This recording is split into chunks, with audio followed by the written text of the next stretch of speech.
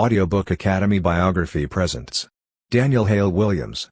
Daniel Hale Williams was one of the first doctors in the United States to conduct open-heart surgery and founded a hospital that employed an interracial staff.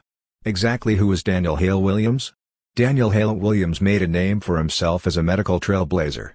Williams, a doctor of African descent, created Provident Hospital in 1891, the first medical facility to employ people of many races. The first surgeon to do successful pericardial surgery on a patient was him. Williams went on to become the hospital's chief surgeon. Early years. Sarah Price Williams and Daniel Hale Williams II welcomed their third child, Daniel Hale Williams III, into the world on January 18, 1856, in Hollidaysburg, Pennsylvania. The elder Daniel H. Williams, one of the couple's many children, ended up inheriting the family barber shop. Equal Rights League was an active black civil rights group during the Reconstruction period, where he also worked.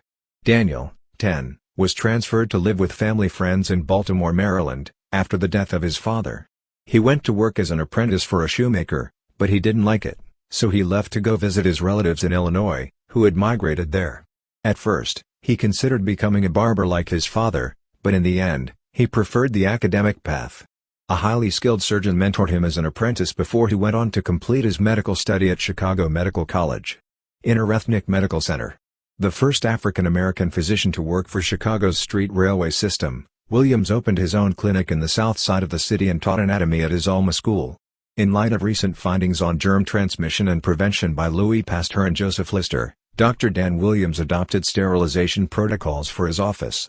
Due to historical segregation, African Americans could not be admitted to hospitals and could not work as medical staff because of their race. Provident Hospital and Training School for Nurses, the nation's first hospital with a racially integrated nursing and intern program, was launched by Williams in May 1891, firmly believing this needed to change. Known abolitionist and author Frederick Douglass publicly supported the hospital where Williams worked as a surgeon. Open heart surgery is completed. James Cornish, a man with a terrible knife wound to the chest, was taken to Provident Hospital in 1893 and operated on by Williams. Williams was able to effectively stitch Cornish's pericardium, the membrane sac enclosing the heart, without the help of a blood transfusion or modern surgical procedure. Pericardial surgeries had previously been conducted by physicians Francisco Romero and Henry Dalton. Cornish survived the operation for many years. As the chief surgeon of the Freedmen's Hospital, which cared for previously enslaved African Americans, Williams relocated to Washington, D.C. in 1894. As a result, the facility's death rate was high and it had fallen into disrepair. Among other accomplishments, Williams worked tirelessly to revitalize, improve surgical processes, increase specialization, create ambulance services, and continue to give chances for black medical professionals, to name a few. Instead of the American Medical Association, which did not permit African American membership, he helped co-found the National Medical Association in 1895.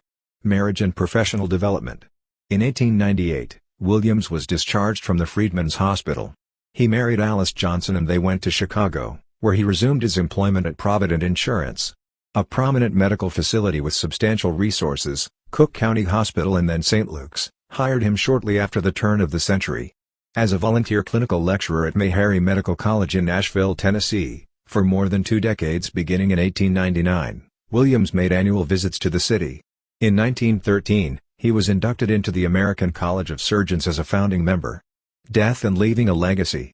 Idlewild, Michigan's Idlewild Cemetery holds the final resting place of Williams on August 4, 1931. Even today, organizations around the world continue to celebrate Williams's work as a pioneering physician and advocate for African Americans in medicine. Thank you for listening in Audiobook Academy. Don't forget to subscribe and smash that like button for more content like this. See you in next video.